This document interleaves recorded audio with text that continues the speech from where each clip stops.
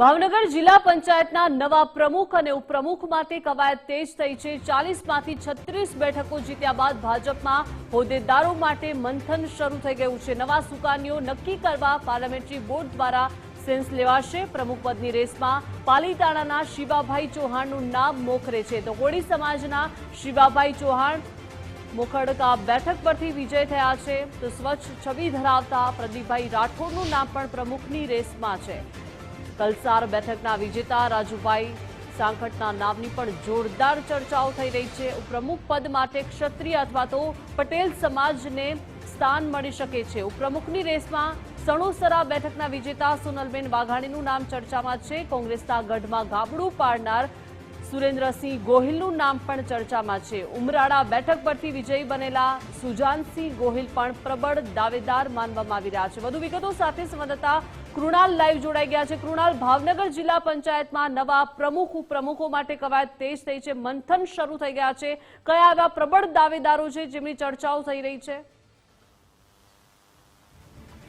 બિલકુલ દીપિકા, જો વાત કરીએ તો ભાવનગર જિલ્લા પંચાયત અને જે પ્રમાણે જિલ્લા પંચાયતની જે ચૂંટણીના પરિણામ બાદ હવે જે પ્રમાણે મોવડી મંડળ છે તેના દ્વારા જિલ્લા પંચાયતના પ્રમુખના જે સુકાનીઓ છે તેની જે છે તે શોધ અત્યારે કરવામાં આવી રહી છે ને તેને લઈને ચોક્કસથી વાત કરીએ તો પાર્લામેન્ટરી બોર્ડ છે તેના દ્વારા સેન્સ પ્રક્રિયા પણ જે છે તે ટૂંક સમયમાં એટલે કે આ આગામી 1 થી 4 તારીખ સુધીમાં જે છે તે લેવામાં આવશે તે પ્રકારની વાત સામે આવી રહી છે।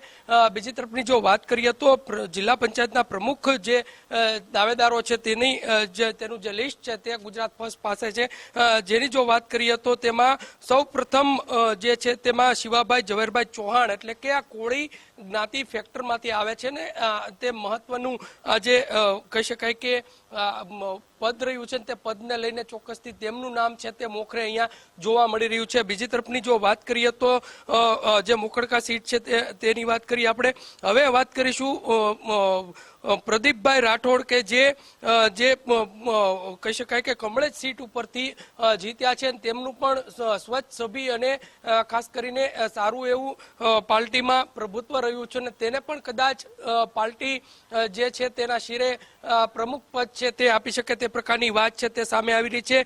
ત્રીજા નામની જો વાત કરીએ તો કળસાર સીટ પરથી કહી શકાય કે રાજુ સાખટ છે તેનું પણ નામ જે છે તે નામ પ્રમુખ પદે અહીંયા જોવા મળી રહ્યું છે, કેમ કે જે પ્રમાણે મહુવા અને આસપાસના જે તાલુકા મથકો છે તેને લઈને ચોક્કસથી હવે રાજુ સાખટ છે તેનું નામ પણ અહીંયા મોખરે જોવા મળી રહ્યું છે। બીજી તરફ ઉપપ્રમુખ પદની જો વાત કરીએ તો તેમાં પટેલ ફેક્ટર છે, તેમાં પટેલ ફેક્ટરમાંથી ચોક્કસથી સોનલબેન વાઘાણી છે તેઓનું નામ અહીંયા સૌથી આગળ જોવા મળી રહ્યું છે। બીજી તરફની વાત કરીએ તો બીજું નામ છે સુરેન્દ્રસિંહ ગોહિલ કે જે વર્તેજ સીટ ઉપરથી જીત્યા છે। આ વર્તેજ સીટ છે તે કોંગ્રેસનો ગઢ ગણવામાં આવે છે, તે ગઢમાં ગાબડું પાડી અને ભાજપે જે છે તે આ સીટ મેળવી છે। તેના જે કહી શકાય કે સભ્ય છે સુરેન્દ્રસિંહ ગોહિલ તેમનું નામ પણ ચોક્કસથી આગળ મોખરે જોવા મળી રહ્યું છે।